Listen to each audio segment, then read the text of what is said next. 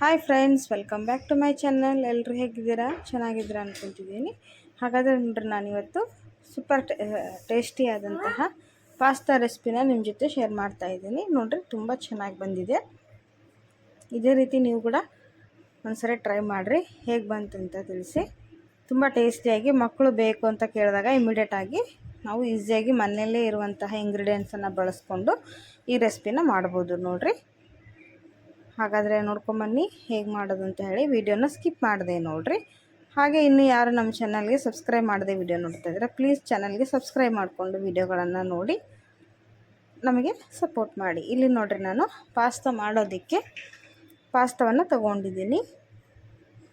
ಈ ಥರ ring pasta ತೊಗೊಂಡಿದ್ದೀನಿ ನಾನು. ನಿಮಗೆ ಯಾವುದು ಅವೈಲೇಬಲ್ ಇದೆಯೋ ಅದನ್ನೇ ನೀವು ತೊಗೊಂಡು ಮಾಡ್ಬೋದು. ಈಗ ಇದನ್ನು ಬಾಯ್ಲ್ ಮಾಡ್ಕೊಂಬರೋಣ.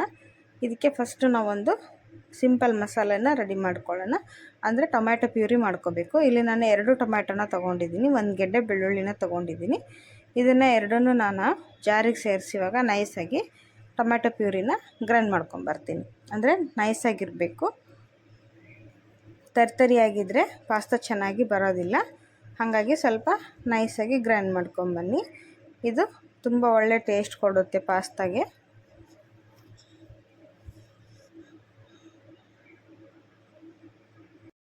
ನೋಡಿ, ಈ ಥರ ನೈಸಾಗಿ ಗ್ರೈಂಡ್ ಮಾಡ್ಕೊಂಬರೋಣ. ಈಗ ಇದನ್ನು ಸೈಡಿಗೆ ಎತ್ತಿಡೋಣ. ಚೆನ್ನಾಗಿ ರೆಡಿಯಾಗಿದೆ ಪ್ಯೂರಿ. ಇಲ್ಲಿ ಒಂದು ಪಾತ್ರೆಗೆ ನಾನು ಬಿಸಿನೀರು ಹಾಕಿ ರೆಡಿ ಮಾಡಿ ಇಟ್ಟಿದ್ದೆ, ಕುದಿಯೋಕೆ ಇಟ್ಟಿದ್ದೀನಿ. ಯಾಕಂದರೆ ಪಾಸ್ತಾನ ನಾವಿಲ್ಲಿ ಬೇಯಿಸ್ಬೇಕು, ಬಾಯ್ಲ್ ಮಾಡ್ಕೊಂಬರ್ಬೇಕು. ಹಾಗಾಗಿ ಪಾಸ್ತಾ ಮುಳುಗೋ ಅಷ್ಟು ನೀರನ್ನು ಹಾಕಿ ಇಲ್ಲಿ ಚೆನ್ನಾಗಿ ನೀರು ಕುದಿ ಬಂದಮೇಲೆ ನಾವು ಡ್ರೈ ಇರುತ್ತಲ್ಲೋ ಆ ಪಾಸ್ತಾನ ಹಾಕಿ ಚೆನ್ನಾಗಿ ಇದನ್ನು ಒಂದ್ಸರಿ ಸೌಟ್ ತಗೊಂಡು ಮಿಕ್ಸ್ ಮಾಡಿರಿ. ಇವಾಗ ಒಂದು ಸ್ವಲ್ಪ ನಾನು ರುಚಿಗೆ ಉಪ್ಪು ಹಾಕ್ತಾಯಿದ್ದೀನಿ.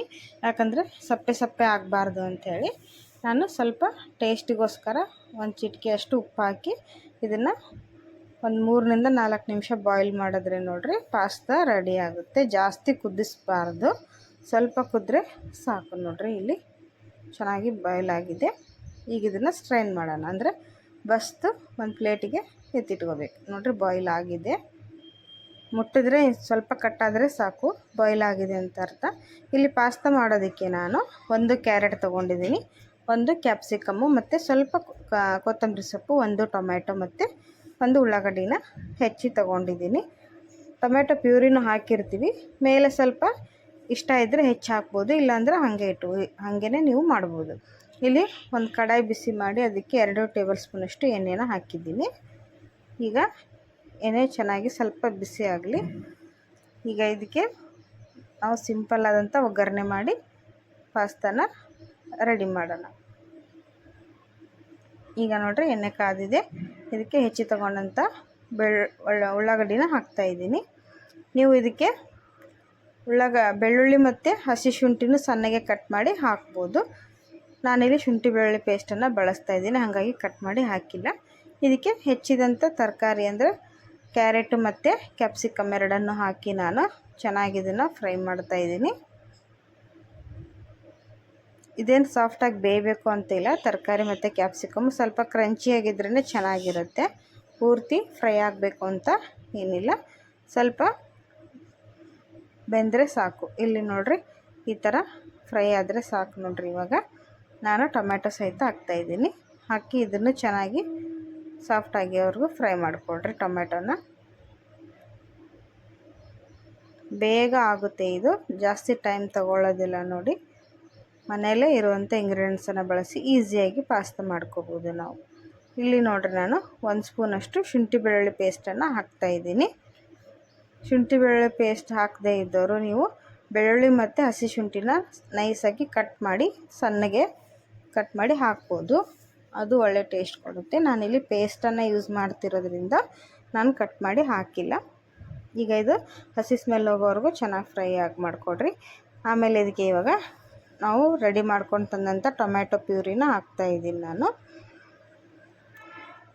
ನಾವಿಲ್ಲಿ ಟೊಮ್ಯಾಟೊಗೆ ಬೆಳ್ಳುಳ್ಳಿ ಹಾಕಿರೋದ್ರಿಂದ ಒಳ್ಳೆ ಘಮ ಇರುತ್ತೆ, ಅದು ತುಂಬ ಚೆನ್ನಾಗಿ ಟೇಸ್ಟ್ ಕೊಡುತ್ತೆ. ನೋಡಿರಿ, ಇದು ಕೂಡ ಅಷ್ಟೇ. ಈಗ ಟೊಮ್ಯಾಟೊ ಪ್ಯೂರಿ ಹಸಿ ಸ್ಮೆಲ್ ಹೋಗೋವರೆಗೂ ಚೆನ್ನಾಗಿ ಸ್ವಲ್ಪ ಫ್ರೈ ಮಾಡಿಕೊಡ್ರಿ. 1-2 ನಿಮಿಷ ಎಣ್ಣೆಲಿ ಚೆನ್ನಾಗಿ ಫ್ರೈ ಆದರೆ ಹಸಿ ವಾಸನೆ ಹೋಗುತ್ತೆ. ಈಗ ರುಚಿಗೆ ತಕ್ಕಷ್ಟು ಉಪ್ಪನ್ನು ಹಾಕ್ರಿ.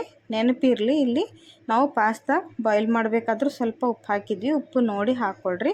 ಈಗ ಇಲ್ಲಿ ಗ್ರೇವಿ ಏನು ಮಾಡ್ತಿದ್ರೆ ಈ ಒಗ್ಗರಣೆಗೆ ಬೇಕಾದಷ್ಟು ಅಷ್ಟೇ ಉಪ್ಪನ್ನು ಹಾಕಿ, ಈಗ ಸ್ವಲ್ಪ ಅರಿಶಿನ ಪುಡಿ ಮತ್ತು ಒಂದು ಅರ್ಧ ಸ್ಪೂನಷ್ಟು ಖಾರದ ಪುಡಿನ ಹಾಕ್ತಾಯಿದ್ದೀನಿ ನಾನು, ಅಚ್ಚ ಖಾರದ ಪುಡಿನ. ಆಮೇಲೆ ಇಲ್ಲಿ ನೀವು ಇದಕ್ಕೆ ಮ್ಯಾಗಿ ಮಸಾಲ ಆದರೂ ಹಾಕ್ಬೋದು, ಇಲ್ಲಾಂದರೆ ಪಾಸ್ತಾ ಮಸಾಲ ಸಿಗುತ್ತೆ ಅದನ್ನಾದರೂ ಹಾಕ್ಬೋದು. ಇಲ್ಲಿ ಅರ್ಧ ಸ್ಪೂನಷ್ಟು ನಾನು ಧನಿಯಾ ಪುಡಿನ ಹಾಕಿದ್ದೀನಿ. ಆಮೇಲೆ ಇದಕ್ಕೆ ನಾನಿಲ್ಲಿ ಮ್ಯಾಗಿ ಮಸಾಲನೇ ಯೂಸ್ ಮಾಡ್ತಾಯಿದ್ದೀನಿ. ಇದು ಒಳ್ಳೆ ಟೇಸ್ಟ್ ಕೊಡುತ್ತೆ ನೋಡಿರಿ. ನಾವು ರೆಗ್ಯುಲರಾಗಿ ಇದನ್ನೇ ಹಾಕೋದು ಮ್ಯಾಗಿ ಮಸಾಲ. ನೀವು ಪಾಸ್ತಾ ಮಸಾಲ ಇದ್ದರೆ ಅದನ್ನು ಕೂಡ ಹಾಕ್ಬೋದು. ಹಾಕಿದ್ದನ್ನ ಚೆನ್ನಾಗಿ ಒಂದು ಸರಿ ಮಿಕ್ಸ್ ಮಾಡಿರಿ. ನೋಡಿರಿ ಎಷ್ಟು ಚೆನ್ನಾಗಿ ರೆಡಿಯಾಗಿದೆ ಪ್ಯೂರಿ ಅಂಥೇಳಿ. ಸ್ವಲ್ಪ ಒಂದೆರಡು ನಿಮಿಷ ಇದನ್ನು ಚೆನ್ನಾಗಿ ಫ್ರೈ ಮಾಡ್ಕೊಂಬಿಟ್ರೆ ನೋಡಿರಿ ರೆಡಿ ಆಗುತ್ತೆ. ಒಂದೆರಡು ನಿಮಿಷ ಲೋ ಫ್ಲೇಮ್ ಇಟ್ಕೊಂಡು ಇದನ್ನು ಚೆನ್ನಾಗಿ ಫ್ರೈ ಮಾಡಿಕೊಳ್ರಿ. ಫಸ್ಟು ಘಮ ಅಂತೂ ತುಂಬ ಚೆನ್ನಾಗಿ ಬರ್ತಾಯಿದೆ ಸ್ಮೆಲ್ಲು. ನಾವು ಮ್ಯಾಗಿ ಮಸಾಲ ಹಾಕಿರೋದ್ರಿಂದ, ಎಲ್ಲ ಇಂಗ್ರೀಡಿಯೆಂಟ್ಸನ್ನು ಹಾಕಿರೋದ್ರಿಂದ ತುಂಬ ಚೆನ್ನಾಗಿ ಬಂದಿದೆ ಟೇಸ್ಟು. ನೋಡಿರಿ ರೆಡಿಯಾಗಿದೆ ಇವಾಗ. ಅಂದರೆ ಫ್ರೈ ಆಗಿ ಎಣ್ಣೆ ಮೇಲೆ ತೇಲ್ ಬರ್ತಾಯಿದೆ, ಆವಾಗ ಚೆನ್ನಾಗಿ ಫ್ರೈ ಆಗಿದೆ ಅಂತ ಅರ್ಥ. ಈಗ ಇದಕ್ಕೆ ಬಾಯ್ಲ್ ಮಾಡಿ ತೊಗೊಂಬಂದಂಥ ಪಾಸ್ತಾನ ಹಾಕೋಣ.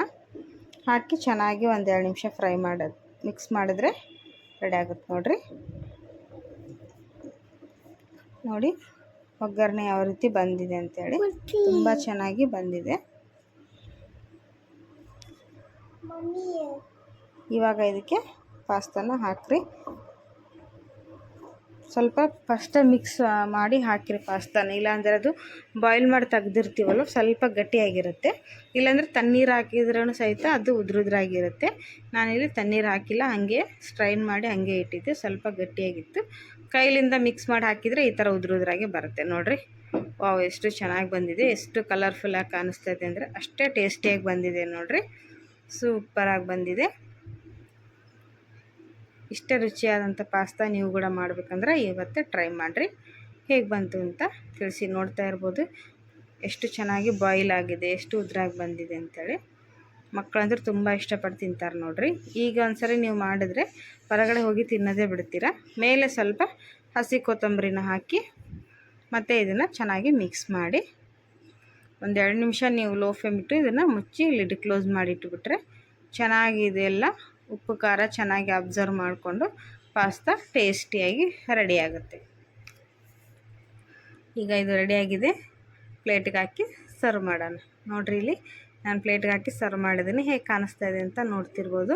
ನಾವು ಕ್ಯಾರೆಟು ಕ್ಯಾಪ್ಸಿಕಮ್ ಎಲ್ಲ ಹಾಕಿರೋದ್ರಿಂದ ತುಂಬ ಚೆನ್ನಾಗಿ ಕಲರ್ಫುಲ್ಲಾಗಿ ಬಂದಿದೆ ನೋಡಿರಿ.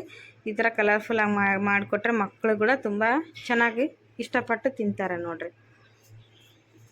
ನೋಡಿ ಇದೇ ರೀತಿ ಮಾಡಿಕೊಳ್ರಿ. ನಾನು ಮಾಡೋ ರೆಸಿಪಿಗಳು ನಿಮ್ಗೆ ಇಷ್ಟ ಅನಿಸಿದರೆ ನಮ್ಮ ಚಾನಲ್ಗೆ ಸಬ್ಸ್ಕ್ರೈಬ್ ಮಾಡಿಕೊಡ್ರಿ. ವಿಡಿಯೋನ ಸ್ಕಿಪ್ ಮಾಡದೆ ನೋಡಿ, ಬೆಲ್ ಐಕನನ್ನು ಪ್ರೆಸ್ ಮಾಡಿ. ವಿಡಿಯೋಗೆ ಆದಷ್ಟು ಲೈಕ್ಸ್ ಮಾಡಿರಿ, ಶೇರ್ ಮಾಡಿರಿ. ವಿಡಿಯೋ ನೋಡಿದ್ದಕ್ಕೆ ಧನ್ಯವಾದಗಳು. ಬಾಯ್.